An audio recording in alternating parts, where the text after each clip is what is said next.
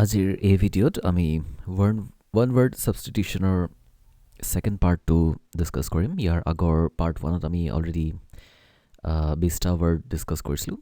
আজি এইটো second part. আহক আৰম্ভ কৰোঁ। আমাৰ ফাৰ্ষ্ট ৱৰ্ডটো হৈছে altruist, which means one who lives and works for the welfare of others. অৰ্থাৎ পৰোপকাৰী, যোনে আনৰ বাবে কাম কৰে বা বেলেগৰ ভালৰ কাৰণে কাম কৰে বা সহায় কৰে। ওৱান ৱৰ্ড ছাবষ্টিটিউশ্যন আপোনালোকৰ এক্সাম পেটাৰ্ণবোৰত এই ধৰণে আহিব যে আপোনালোকক এটা ষ্টেটমেণ্ট, যেনেকৈ ইয়াত দিয়া ষ্টেটমেণ্টটো one who lives and works for the welfare of others, এই ষ্টেটমেণ্টটো দি দিব আৰু আপোনালোকে তাৰ যিটো সঠিক এটা শব্দ হয় সেইটো লিখিব লাগে। যেনেকৈ ইয়াত আমি পাইছোঁ altruist। চ' এই ধৰণে আমি ইয়াতে 20টা ৱৰ্ড ডিছকাছ কৰিম। আশা কৰোঁ এইখিনি আপোনালোকৰ সহায় কৰিব। আমাৰ ছেকেণ্ড ৱৰ্ডটো হৈছে amateur। amateur মানে হৈছে নট প্ৰফেশ্যনেল, অৰ্থাৎ অপেচাদাৰ, যোনে প্ৰফেশ্যনেলি কাম নকৰে কিন্তু কোনোবা এটা স্কিল তেওঁলোকৰ আছে, ধৰক গান গাব পাৰে বা ছবি আঁকিব পাৰে, কিন্তু সেই কামটো তেওঁলোকে প্ৰফেশ্যনেলি নকৰে। তেওঁলোকক আমি amateur বুলি কওঁ। নেক্সট ৱৰ্ড আহিছে ambassador. An ambassador is a diplomatic representative of one country in another. Ambassador মানে আমি সহজকৈ বুজিবলৈ হ'লে ৰাষ্ট্ৰদূত বুজায়। কোনোবা এখন দেশৰ দূত হিচাপে তেওঁলোকে প্ৰতিনিধিত্ব কৰিব এখন দেশক, তেওঁলোকক আমি ambassador বুলি কওঁ। নেক্সট আছে ambidextrous. ambidextrous মানে হ'ল equally skilful with each hand, বা আমি সহজভাৱে বুজিবলৈ হ'লে দুই হস্ত দক্ষ বা দুই হাতেৰে যোন দক্ষ, দুইখন হাত সমানভাৱে তেওঁলোকে ব্যৱহাৰ কৰিব পাৰে যিকোনো কামত, তেওঁলোকক আমি ambidextrous বুলি কওঁ। সাধাৰণতে আমি যিকোনো এখন হাতেৰেহে কাম কৰিব পাৰোঁ বা পাৰ্গত, কিছুমান সোঁহতীয়া থাকে বা কিছুমান বাওঁহতীয়া। যোনসকলে দুই হাতেৰে সমানভাৱে যিকোনো কাম দক্ষভাৱে কৰিব পাৰে তেওঁলোকক আমি ambidextrous বুলি কওঁ। Next word is ambiguous. ambiguous মানে হৈছে having more than one possible meaning.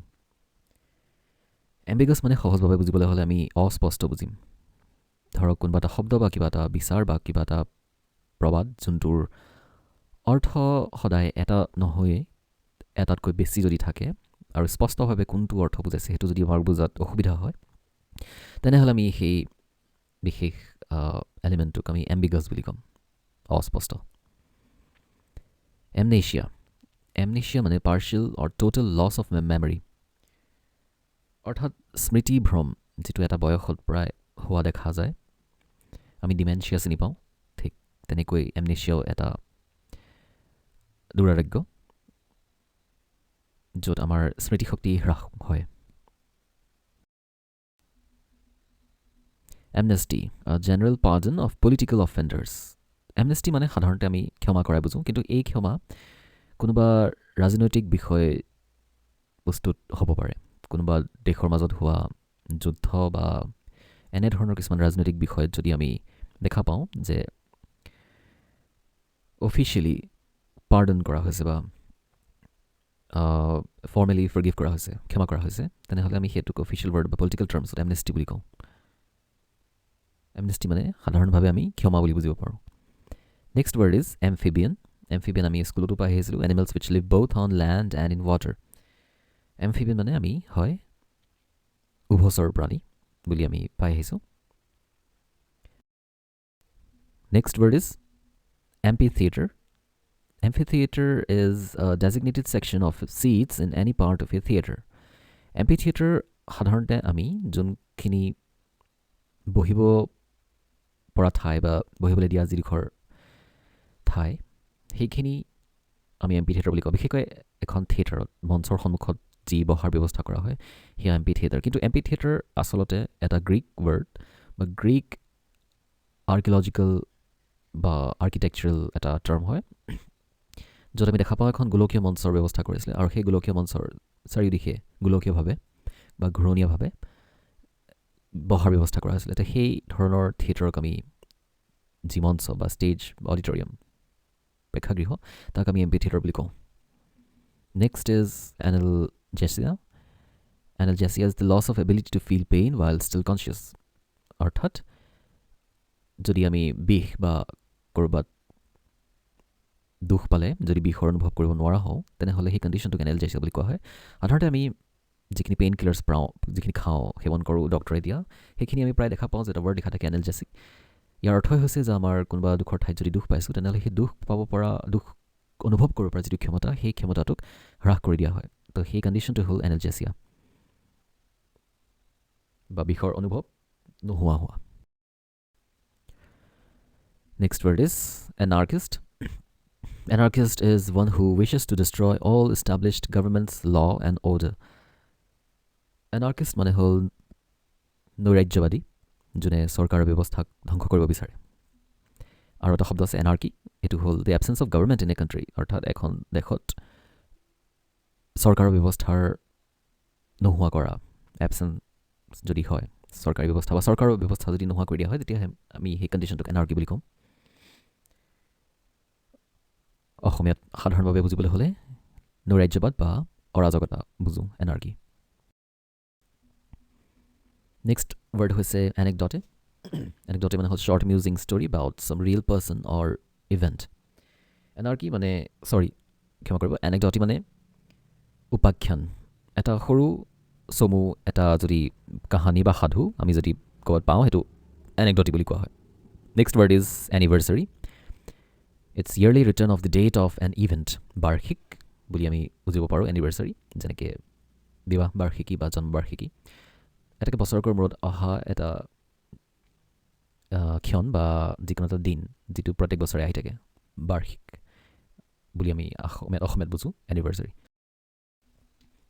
Next word is annual annual হ'ল একেই বাৰ্ষিকে বুজায় কিন্তু এনিভাৰ্চাৰী আমি প্ৰায় উদযাপন কৰা শব্দৰ ক্ষেত্ৰতহে ব্যৱহাৰ কৰোঁ কিন্তু এনুৱেল হ'ল যিকোনো এটা ৰেণ্ডম ডেট বা টাইম যিটো প্ৰত্যেক বছৰে আহি থাকে সেইটো এনুৱেল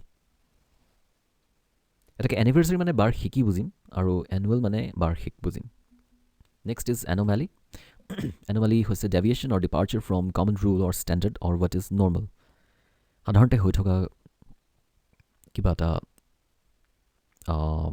প্ৰক্ৰিয়া সেই প্ৰক্ৰিয়া হোৱাৰ যিটো ধৰণ তাৰ পৰা যদি কিবা বেলেগ হৈ পৰে সেই প্ৰক্ৰিয়াটো তেতিয়াহ'লে আমি সেইটোক এনোমেলি বুলি বুজোঁ এনোমেলি সাধাৰণতে অসমীয়াত বুজিবলৈ হ'লে বিসংগতি Next word is anonymous. Anonymous মানে হৈছে a book or a work of art whose author is not known.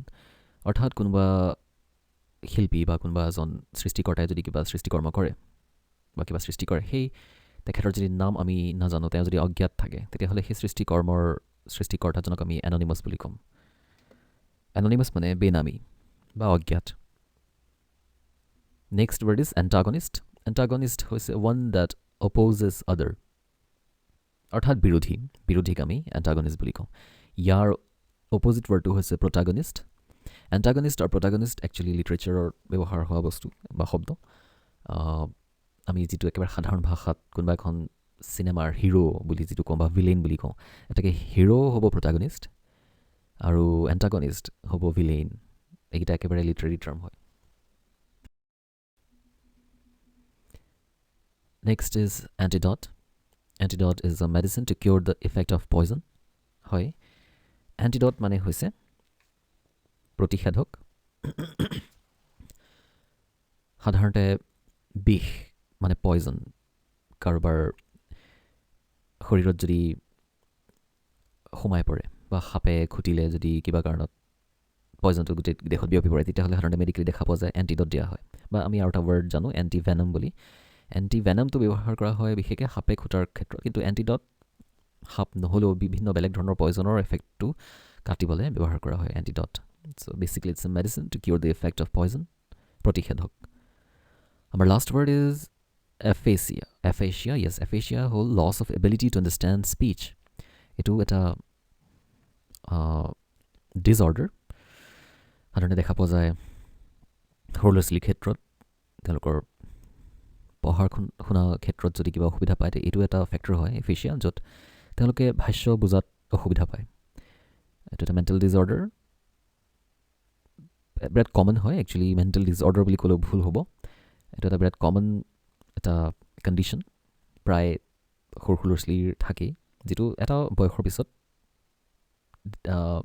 সি অকণমান তাতকৈ ভাল হৈ পৰে। Aphasia it's a loss of ability to understand speech, অৰ্থাৎ ভাষ্য বুজি পোৱাত অসুবিধা হোৱাৰ এটা কণ্ডিশ্যন এফেচিয়া। এইখিনিতে এটা ইম্পৰ্টেণ্ট ইনফৰ্মেশ্যন দিব খোজোঁ যে আমাৰ যিটো অফিচিয়েল এপ এডুষ্টেশ্যন, সেইটো আপোনালোকে প্লে ষ্ট'ৰৰ পৰা ডাউনলোড কৰিব পাৰিব, নহ'লে আমাৰ এই ভিডিঅ'ৰ ডেছক্ৰিপশ্যনতো লিংক দিয়া আছে, যাৰ জৰিয়তে আপোনালোকে কৰ্চৰ লিংক বা এপ্লিকেশ্যনৰ লিংকটো চাব পাৰিব। এইটো ইনষ্টল কৰাৰ পিছত আপোনালোকে বিভিন্ন ধৰণৰ কৰ্চসমূহ এভেইলেবল পাব, যেনে ADRE, APSc, CSAT, CTET হওক, আছাম পুলিচ হওক, নেট বেংকিং বা মক টেষ্ট হওক, বা বিভিন্ন বুকছ বা ৰেকৰ্ডেড ভিডিঅ'ছখিনি আপোনালোকে এই কণ্টেণ্ট লিষ্টৰ থ্ৰুৱেদি আপোনালোকে চাব পাৰিব। এই ফাইলছখিনি আপোনালোকে চেক কৰি চাব পাৰে। দুই এটা তাতে আপোনালোকে ফ্ৰী কণ্টেণ্টো পাব। ফ্ৰী কণ্টেণ্টখিনি চেক কৰি যদি আপোনালোকে ভাবে যে এই কৰ্চসমূহ আপোনালোকে ল'ব বিচাৰিছে, তেনেহ'লে আপোনালোকে অ'ভাৰভিউত যদি যায়, অ'ভাৰভিউত গৈ পেলাই আপোনালোকে এনৰোল কৰিব পাৰিব। যদি এই অ'ভাৰভিউ লিষ্টখন লাষ্টৰ ফালে যায়, স্ক্ৰল ডাউন কৰিলে আপোনালোকে কুপন কোড পেনেল এটা পাব, য'ত আপোনালোকে আশুতোষ 20 মোৰ নামত এই কোডটো পুট কৰিলে 20% ডিছকাউণ্ট পাব। ইনিচিয়েলি এই কৰ্চটোত 50% ডিছকাউণ্ট দি থোৱা আছিলে, বাট এই কোডটো দিলে আৰু এডিশ্যনেল 20% ডিছকাউণ্ট দিয়া হ'ব। তাৰপিছত আপোনালোকে বাই নাও কৰিলে আপোনালোকৰ ফোন নম্বৰ, ইমেইল ID বা দৰকাৰী এই ডিটেইলছসমূহ দিব। তাৰপিছতে এটা OTP ভেৰিফিকেশ্যন কৰিব লাগিব। এই OTPটো আপোনালোকে SMS-ৰ থ্ৰুৱেদি পাব, আৰু ভেৰিফিকেশ্যন কৰাৰ পিছত আপোনালোকে এপ্লিকেশ্যনটো এক্সেছ কৰিব পাৰিব। তাৰপিছতে আপোনালোকে দেখা পাব পে'মেণ্ট গেটৱে এটা খোল খাব, আৰু পে'মেণ্ট গেটৱে আপোনালোকে কাৰ্ড পে'মেণ্ট বা যিকোনো এপৰ থ্ৰুৱেদি বা জিপে হওক তাৰ থ্ৰুৱেদি পে' কৰিব পাৰিব। আৰু পে' কৰাৰ পিছত যিটো পে'মেণ্ট হয়, সেই পে'মেণ্টৰ স্ক্ৰীণশ্বটটো এই দিয়া নম্বৰটোত 8404096953 এটা স্ক্ৰীণশ্বট পঠিয়াব। স্ক্ৰীণশ্বটটো পঠিওৱাৰ পিছত আপোনালোকে এপটোৰ এক্সেছ পাব। আপোনালোকে যদি এপটো ইনষ্টল কৰি থৈছে, তেতিয়াহ'লে সেই এপটো এটা মোবাইল ভেৰিফিকেশ্যনৰ থ্ৰুৱেদি, য'ত এটা OTP দৰকাৰ হ'ব, সেইটো দি পেলাই এই প্ৰথম ইণ্টাৰফেচটোত আপোনালোকে হোম ক্লিক কৰিব পাৰিব। তাৰপিছত প্ৰফাইলত ক্লিক কৰিলে আপোনালোকে দেখা পাব যে আপোনালোকৰ এনৰোল্ড কৰ্চসমূহ ইয়াত ভিজিবল হৈ আছে। ইয়াতে আপোনালোকে বিভিন্ন ধৰণৰ মক টেষ্ট হওক, ৰেকৰ্ডেড ভিডিঅ'জ হওক, বাকী সকলো ধৰণৰ ছাৰ্ভিচৰ ভিডিঅ'জ বা পেকেজখিনি ইয়াতে এক্সেছ কৰিব পাৰিব। যিসকলে এই আমাৰ এডুষ্টেশ্যনক ৱেবছাইটৰ থ্ৰুৱেদি এক্সেছ কৰিব বিচাৰিছে, তেওঁলোকে আমি দিয়া নম্বৰটো, য'ত আপোনালোকে স্ক্ৰীণশ্বট পঠিয়াইছিলে, সেই নম্বৰৰ জৰিয়তে আপোনালোকক সুবিধা দিয়া হ'ব কিদৰে আপোনালোকে ৱেবছাইটত PC থ্ৰুৱেদি এডুষ্টেশ্যনক এক্সেছ কৰিব পাৰিব। আশা কৰোঁ আমাৰ এই গোটেই প্ৰচিডিউৰখিনি আপোনালোকৰ কাৰণে যথেষ্ট সুবিধাজনক হ'ব। ধন্যবাদ।